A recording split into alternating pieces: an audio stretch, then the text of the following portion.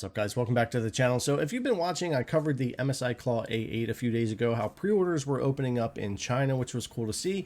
Nothing here in the States or anywhere else yet that I can find, but as soon as I can pre-order that, I want to be able to do it so we can start testing and having it here. We're, of course, also waiting for that ROG Xbox Ally X with the Z2 Extreme or AI Z2 Extreme, and the Lenovo Legion Go 2 that's going to be a Z2 Extreme device. So 3 of those that we should be looking forward to this year, but this looks like the first one that's actually getting out there in the wild. And in fact, a Chinese YouTuber's already gotten hands-on and started some review and some performance testing, and that's more what this video takes us into. I want to talk a little bit about the performance that we're seeing from the Z2 Extreme, because it basically just falls right in line with what we've been talking about the past 8 months or so, a 10 to 30% increase in overall game performance for the most part, and being more efficient. So on the lower TDP side, it's going to do a bit better than the Z1 Extreme, and we'll see some of that here. We're going to use some parts of his video. We'll take a look at that, and we're also going to take a look at this video cards article covering it as well. So let's go ahead and get into it.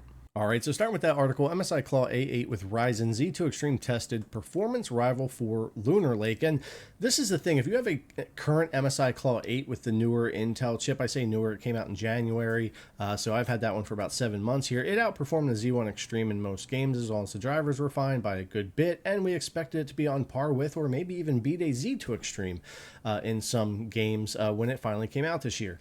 And since it's rolling out, a lot of people are going to be asking that question. I would say we'll talk about it more, but if you have a current MSI Claw 8 with the Intel chip, this isn't going to be an upgrade in performance for you. The only reason you would really switch over to this is if you just want to go to the AMD platform instead of Intel. Again, there's a lot to talk about when it gets into that, and AMD versus Intel, and of course, Intel's lost a lot of goodwill in the APU sector for the past few years, but they have made huge strides when it came to the new devices, the new chips this year, and they've got new ones coming out in December, January again, which is going to lead performance again from what we have. So that's just something to keep in mind, that that device is already very well competitive with the Z2 Extreme.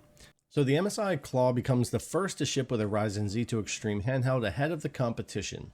The brand, previously known for using only Intel chips, is now first to market with a next-generation AMD-based handheld. I really hope this is a step for MSI where in the future they're just going to have the Intel version and AMD version available so that we can make that choice, and maybe other companies would eventually do that too. I want to see Intel used more so we have more competition for AMD, especially with the strides they've made, even though I'm a huge AMD fan. And of course, it looks like NVIDIA might be getting more into the APU and the handheld stuff here eventually too. So that's something else to look out for. Chinese content creator has secured a unit of the MSI Claw powered by the Ryzen Z2 Extreme. This gaming handheld, announced just a few weeks ago, is the first Ryzen Z2 Extreme device to begin shipping, beating both Lenovo, who announced their model months ago, and ASUS, who revealed theirs more recently. Yeah, they actually showed Lenovo showed theirs off all the way back in like January, February. And wasn't sure when it was coming, but supposed to be this year, but we are waiting on an announcement from them. And then, of course, we had the announcement from Xbox and ASUS recently, where we do expect that ROG Ally X Xbox version to be coming out this holiday. One thing to remember about the MSI Claw is that it was originally an Intel-based system. MSI was the first and essentially the only major brand to adopt Meteor Lake for a gaming handheld. However, that version was simply put a commercial failure. Their initial launch, the Intel first gen and that first Claw in 2024, was horrible. MSI later upgraded it to the Lunar Lake and even released a new version with a larger 8-inch screen. Despite early setbacks, the Core Ultra 200V based handheld remains one of the best gaming systems on the market, thanks to a significantly improved XE. Yeah, I really still use this as my daily driver for now. The Claw 8 from MSI, I really like the device. It's comfortable, still love the screen size, and the performance is just really nice from Intel, unless you run into a game that's having driver issues, or, you know, XeSS isn't implemented in as many games as FSR yet, and things like that that come with the platforms. But ultimately, just pure performance-wise, though, the current Core Ultra has been the handheld to go for this year, even though pricey. I got mine for $899 when it launched, but it has subsequently gone up to $1,000. But back in January, I did say the price of the MSI Claw 8 at $899 back then seemed expensive at the time, but wait until later in the year, and when you start seeing $900 to $1,200 Z2 Extremes coming out, it won't really seem so expensive anymore, because all of them are going to be expensive when it comes to these higher end. The Ryzen Z2 Extreme also features a newer architecture and now includes RDNA 3.5 graphics, an upgrade from the previous generation's RDNA 3. The GPU subsystem has also been improved, with Radeon 890M now offering 16 compute units. MSI has never staged a classic launch for any of its Claw systems. Yeah, their launches have been what I call just like this soft launch, or they just start putting them out there. There's usually very little marketing, and they just are very hard to get, which has been a bit odd. I hope that's not the case with this. That's something I've been talking about a lot. I really just wish they would have a normal launch, have these available, and if people want to get a hold of them, they can. I understand why there was maybe less stock of the Intel versions, because people have been slower to adopt back into Intel. Totally understand. But when it comes to these AMD and the Z2 Extreme, and they know that more people are going to probably want to get their hands on these, I really hope that they're actually available.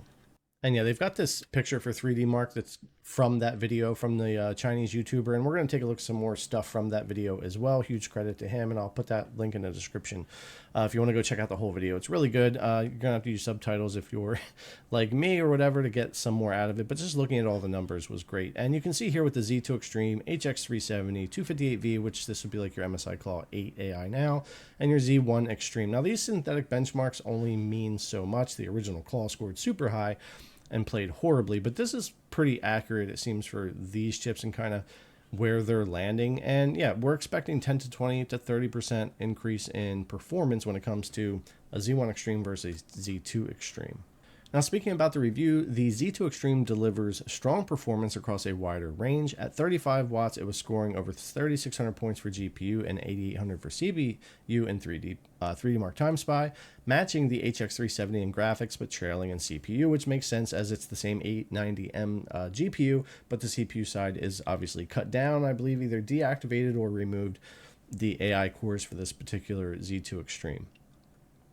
It clearly outperforms the older Z1 Extreme and competes closely with Intel's Core Ultra 258V, offering better CPU performance but slightly lower GPU results. At 12 watts, the Z2 Extreme surpasses the Z1 Extreme by a noticeable margin and nearly matches the 370, pulling ahead in efficiency when total system power is equal. At 25 watts and above, performance is similar between a Z2 Extreme and an HX370, with the Z2 Extreme offering better power efficiency.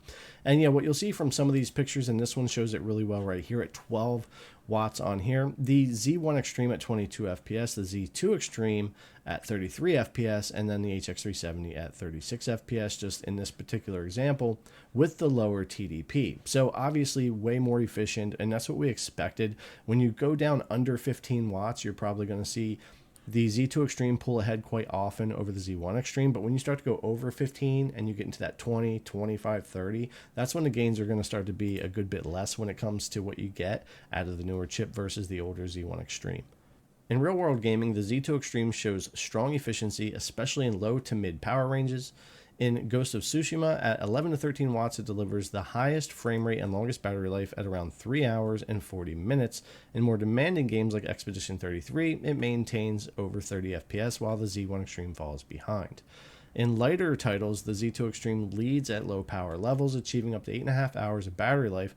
However, Intel's 258V still dominates ultra-low power gaming, maintaining stable 60 FPS at very low wattages and offering up to 11 hours of battery life in some cases. Yeah, I mean, we've been saying it for 7-8 months. Intel really did a great job with their second generation Core Ultra chips.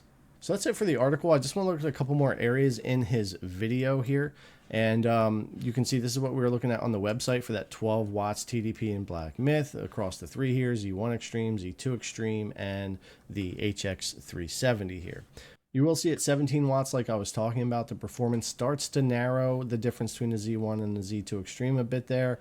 The Z2 Extreme and the HX370 continuing to be very close, but 25 watts is where you see even less gains at 4 to 5 FPS between the Z1 and the Z2 Extreme. And that's something that we have talked about before with these is you're expecting 10 to 30% more in games. So, I mean, if you're gaming at 46 FPS now, 50 FPS. If you're at 30 FPS in a game, you might get 33 to 37 FPS, depending on the game. Things like that at the higher end of TDP. However, it's very obvious that because of the efficiency, once you go under that 15 or 17 watt TDP and you get down to that 8, 10, 12, the Z2 Extreme is going to perform much better than the Z1 Extreme. And I think that's to be expected too. We heard that this would be a much more efficient chip.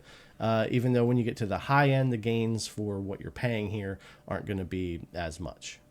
And then you can see something here like Expedition 33, the Z1 Extreme hanging around 30 FPS, sitting here 34 FPS on the Z2 Extreme and 33 on the HX370. Again, the lower your FPS, the less gains at 10 to 30%. So again, if you're at 30 FPS now on a Z1 Extreme, you upgrade to a Z2 Extreme, you're looking at 33 to 37 FPS.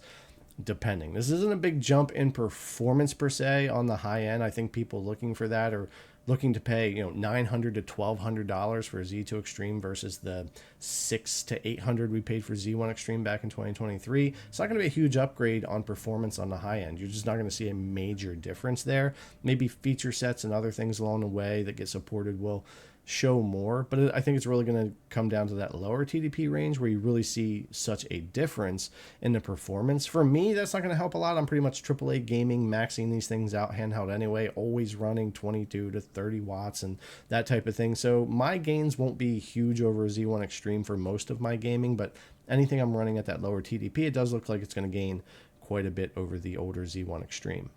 But again, huge credit to him for getting this review and information out. There's a lot of stuff here, kind of grain of salt. I don't have hands-on yet. I can't see all of the settings. I can't verify everything and get into it myself. I can't wait till I am able to. I'm looking forward to getting my hands on this device and on the Legion Go 2 and on the ROG Xbox Ally X and really testing all these Z2 Extreme devices out and seeing how they do. But this gives us a glimpse, an idea, and really just confirms the kind of performance and stuff we were expecting and the efficiency we were expecting from the Z2 Extreme over the Z1 Extreme. There's definitely some good gains here. For me, this is kind of middle generation, so we're not getting a huge performance leap at the higher end for this chip over the last Z1 Extreme, but we are getting that efficiency bump.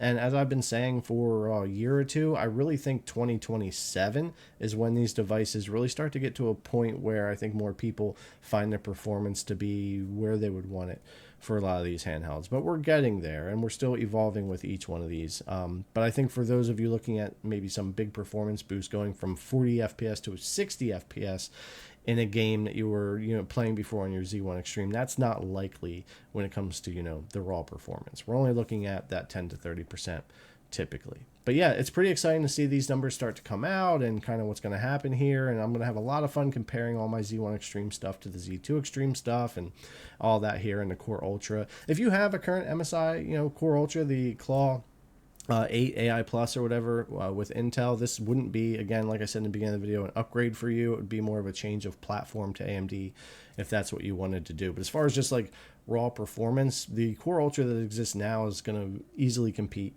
with the Z2 Extreme.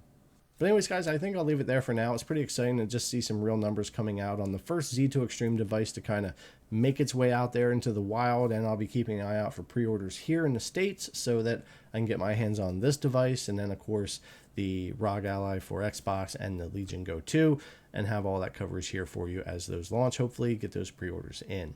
But anyways, guys, let me know what you think about the performance of the Z2 Extreme over the Z1 Extreme. Is this what you expected like me, or are you disappointed, or do you think this will work out? Are you someone who's more looking for that lower end efficiency where this is going to excel, or were you hoping for more on the high end when it comes to the gains in performance? I know everyone's going to have their own kind of opinion on that and where we go, but I'm kind of used to this stuff for years as we get GPU upgrades for our desktops. A lot of times when you just look at raw performance, we get a 10 to 30% boost there as well, and it usually takes a couple of generations before you really start to notice that performance. But anyways, guys, thanks a lot for coming to check out the video. I really appreciate it, and I'll see you in the next one.